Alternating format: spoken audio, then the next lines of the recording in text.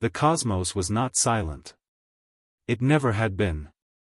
To those who knew how to listen, the stars hummed with echoes of civilizations past, whispers of triumphs, elegies of empires long dead. At the heart of those echoes stood the elders, ancient, weary beings who had seen the galaxy rise and fall in cycles of violence. They were not gods, but they had lived long enough to understand how fragile gods could appear when stripped of belief. For ages, the elders issued warnings. Their voices carried across councils, assemblies, and star forums. Their words carved themselves into stone tablets, digital archives, and memory clouds. Beware the quiet ones. Beware the seed worlds left untouched. Beware the species that dreams too deeply of fire and conquest. For one will rise, and nothing will stand against it. But warnings, like the ticking of a clock, became background noise. The younger races, the proud, glittering nations of the stars, dismissed them. Why should they fear a myth? The galaxy was vast, and every species considered itself unique, chosen, destined for dominion. And yet, the elders had named a place. A blue world circling an unremarkable yellow star. They called it Earth. Primitive, scoffed the Xaranth emperors. Their fleets are still bound to chemical fire. Insignificant, sneered the Valor Syndicate. They quarrel among themselves like children with sticks. Harmless, concluded the Jakan war clans. We would crush them in a single sweep. But still, the elders spoke. When humanity rises, the galaxy will tremble. For centuries, no one listened. The first true sign arrived on the edges of forgotten space. A lone Valor scout vessel vanished in Sol's shadow. Its last transmission was garbled static, a brief glimpse of steel towers rising from the human homeworld, bristling with strange energy signatures. Most dismissed it as a malfunction, nothing more. Then came the wars of expansion, the endless churn of empire against empire. The galaxy tore itself apart, again, in fire and blood. And in the silence between conflicts, humanity grew. They built. They dreamed. They forged weapons from their myths and ships from their nightmares. No one noticed. Not yet. It was only when the Dominion fleet, the strongest in 3 quadrants, stumbled upon human space that the galaxy remembered the elders' words. The Dominion's commander, Lord Koresh, did not believe in omens.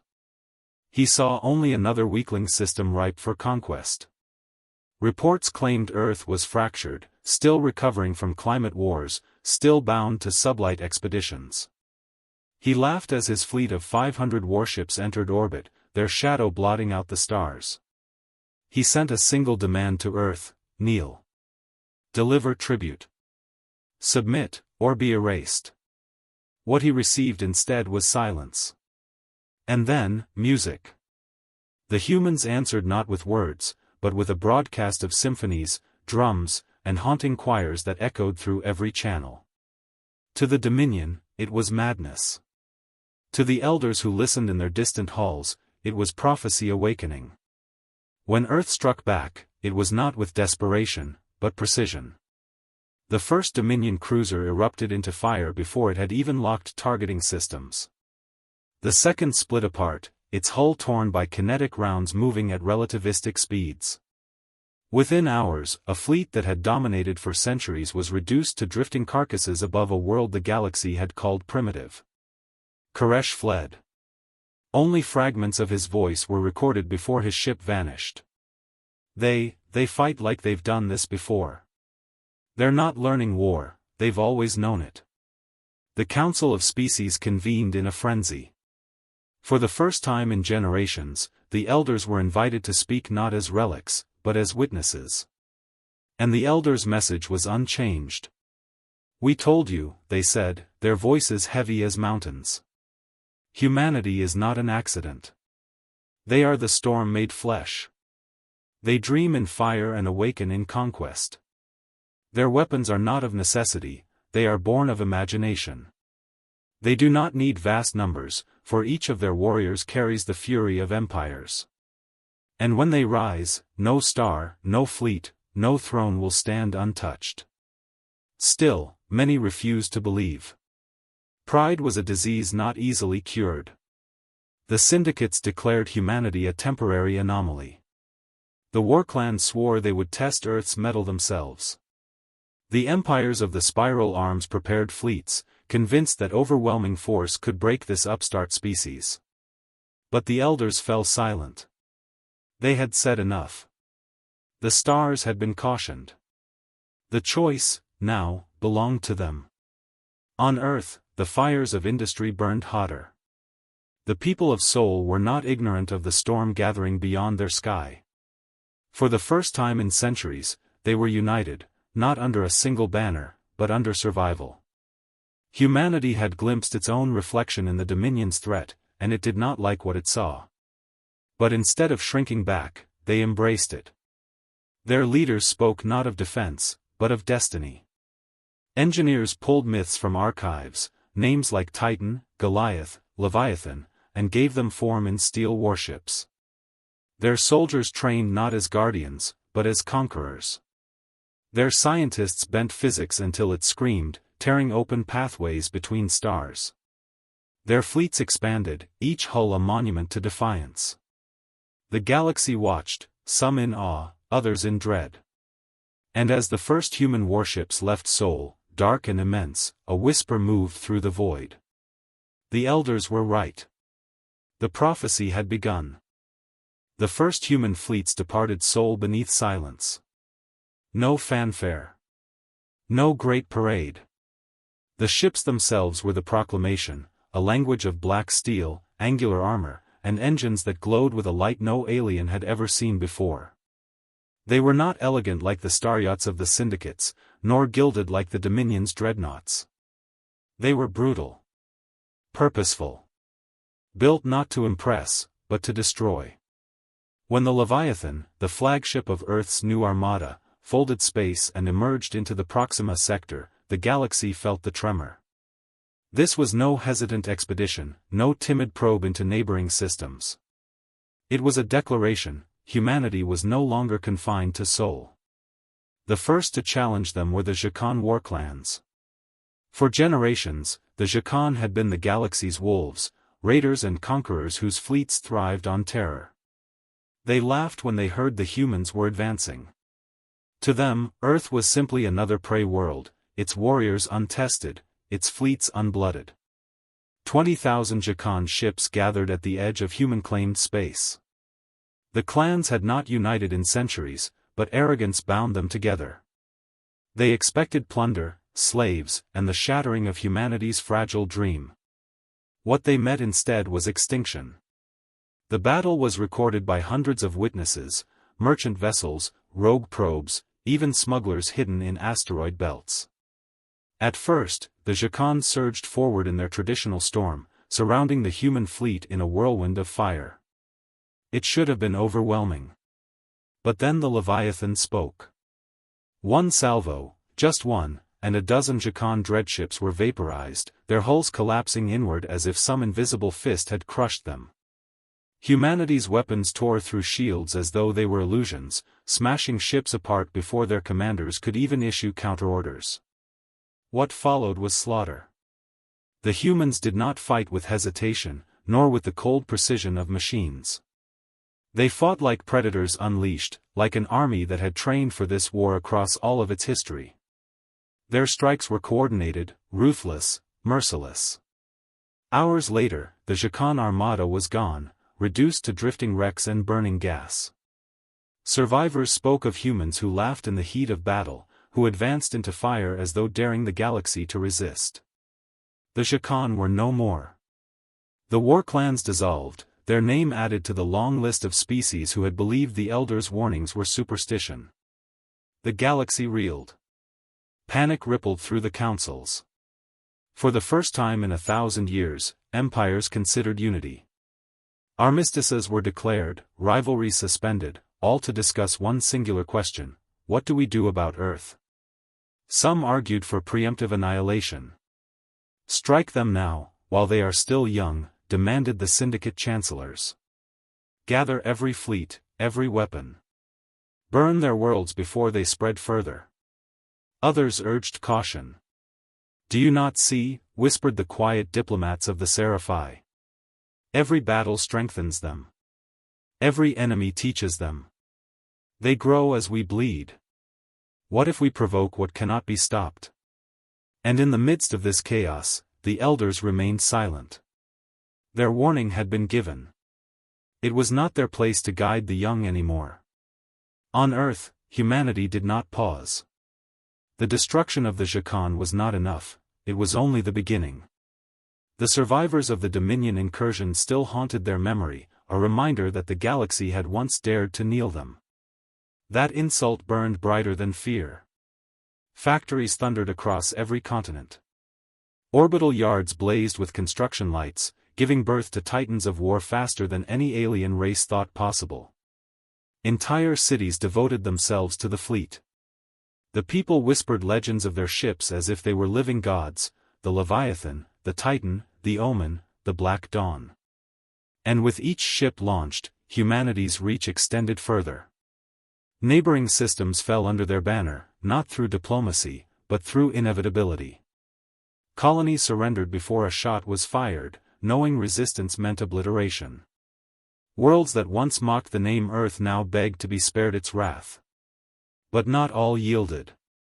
The Valor Syndicate, ancient and proud, could not stand the humiliation of humanity's rise. To them, Earth was an insult, primitive vermin that had dared to humiliate their fleets, dared to ascend where Valor blood had paid for supremacy. They assembled a coalition unlike any the galaxy had seen in centuries, hundreds of races, thousands of fleets, millions of ships. They called it the Great Containment War. Its goal was not conquest, but extermination. When the coalition's armada entered human space, even the stars seemed to shudder. Every channel echoed with the same command: crush them. Erase their name. Let Earth be forgotten. The humans did not hesitate. The Black Armada, as the galaxy had come to name it, rose to meet them. Humanity's fleets were fewer, smaller in number, but each ship struck with the weight of empires. Their weapons bent physics, tearing apart the laws of energy and matter.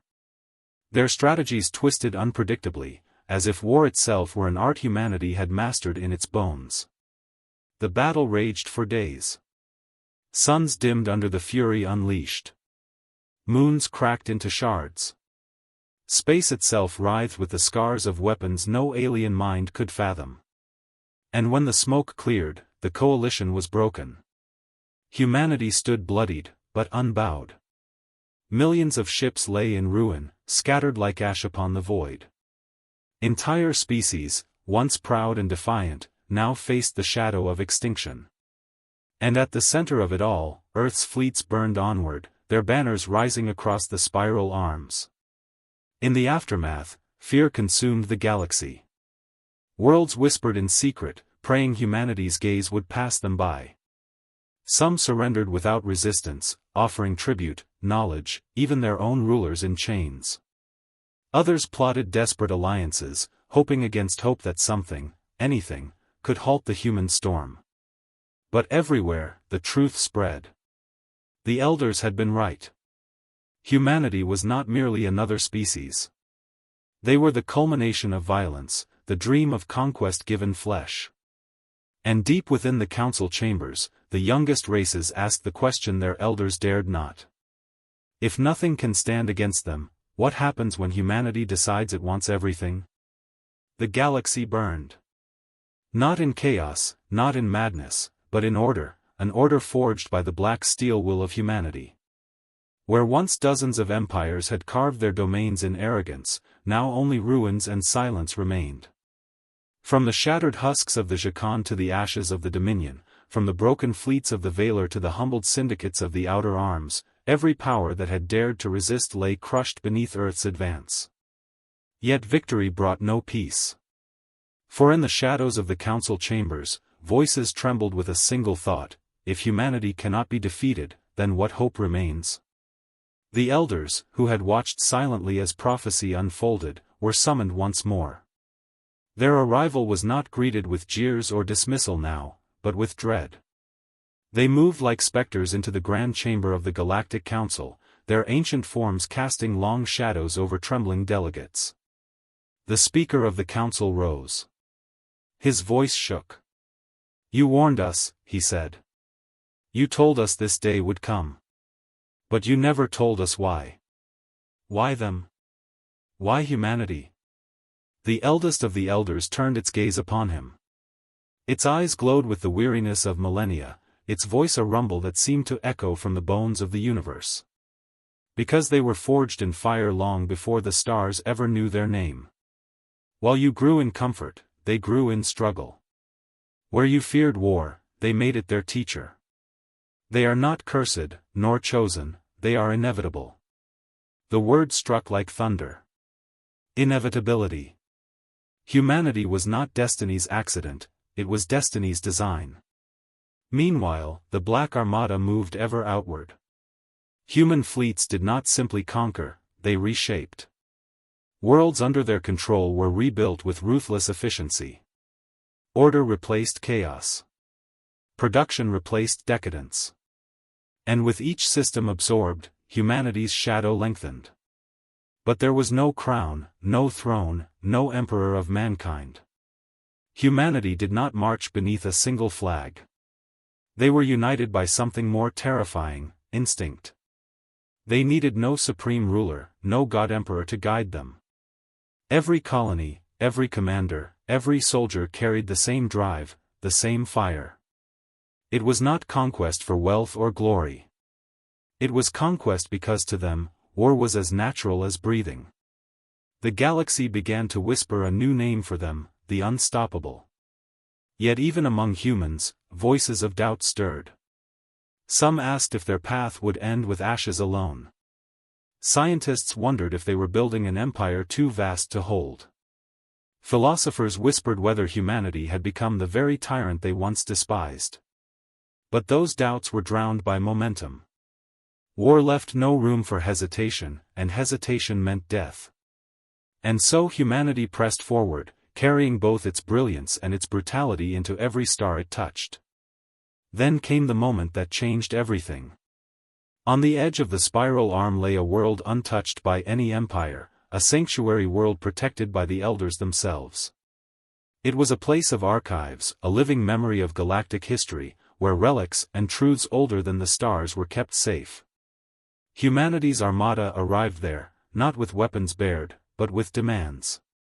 The council begged the elders to resist. If they claim your sanctuary, nothing will remain sacred. But the elders did not resist. Instead, they opened their gates and let humanity enter. When questioned why, their answer was simple. Because the tide cannot be stopped. Better to guide it than to drown before it.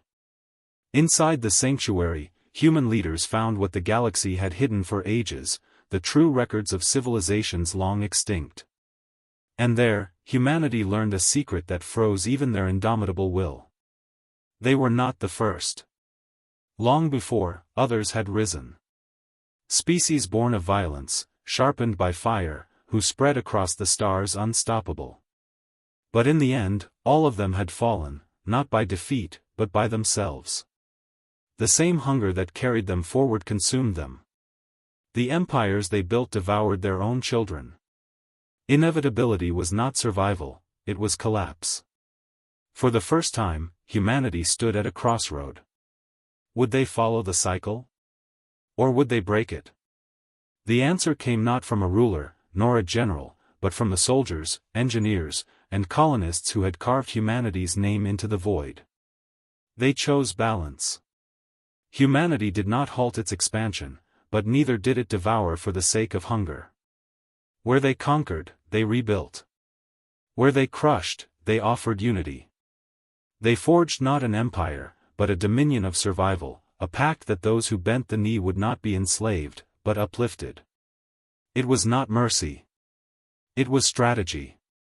But to the galaxy, it was salvation. For the first time, the unstoppable tide became a foundation. Years passed.